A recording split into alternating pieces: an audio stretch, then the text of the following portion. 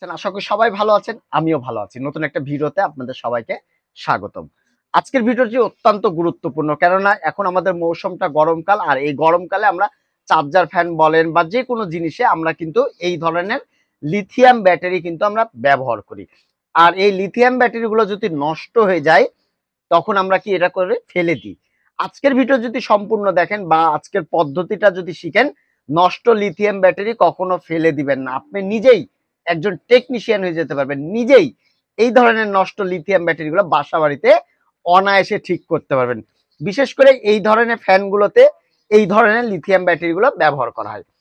এখন এই lithium battery কিভাবে ঠিক করা যায় এবং কোন পর্যায়ে নষ্ট হলে এই ব্যাটারিটা ঠিক করা যাবে। প্রথমে আপনাদেরকে বলি, এখানে যদি ভোল্টেজটা দেখায় বা চার্জ থাকছে না তাহলে না। যদি ভোল্টেজ দেখায় চার্জ থাকছে না তাহলে ঠিক হবে না। যদি কোনো রকম ভোল্টেজ দেখাচ্ছে না, একবার টোটালি ডেড, নষ্ট, চার্জে দিলে চার্জ শো করছে না, মিটারে কোনো রকম ভোল্টেজ দেখাচ্ছে না, সেক্ষেত্রে আপনি এই ধরনের লিথিয়াম ব্যাটারি ঠিক করা মানে ঠিক করতে পারবেন 100%।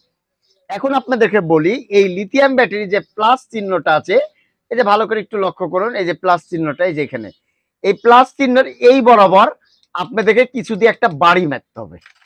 এখন শুনতে হাস্যকর লাগবে যে ভাই বাড়ি মেরে কোনোদিন ব্যাটারি ঠিক করা যায়? হ্যাঁ, 100% ব্যাটারি ঠিক করা যায়। আপনার একটা হাতুড়ের বাড়িতে এই ব্যাটারি ঠিক হবে 100%। এখন ভাই লজিক দেখান, আপনি বুঝান যে কি করে ব্যাটারিতে বাড়ি মারলে ব্যাটারি ঠিক হবে।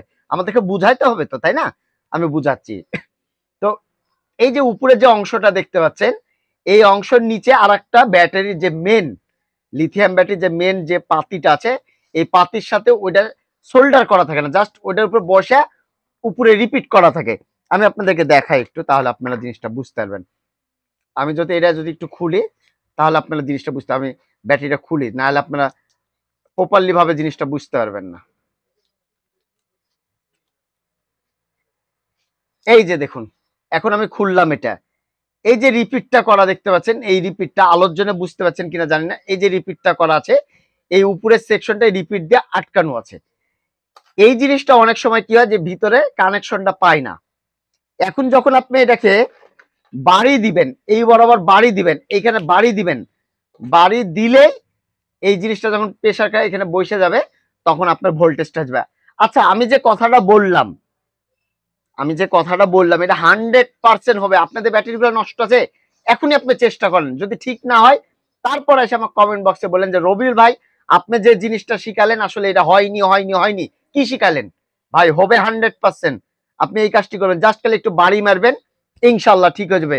যদি ঠিক না হয় আমাকে পরবর্তীতে কমেন্ট বক্সে জানাবেন যে রবিউল ভাই, আপনি যে পদ্ধতিটা শিখালেন এই পদ্ধতিতে আপনার লিথিয়াম ব্যাটারিটা ঠিক হয়নি। তো আপনারা চেষ্টা করবেন, ইনশাল্লাহ করে অবশ্যই কমেন্ট বক্সে জানাবেন। তো ভিউয়ার্স, আজকে এই পর্যন্তই। আবার আগামীতে কোনো নতুন ভিডিও দেখার আমন্ত্রণ রইল। আসসালামু আলাইকুম। সবাই ভালো থাকবেন, সুস্থ থাকবেন। ধন্যবাদ সবাইকে।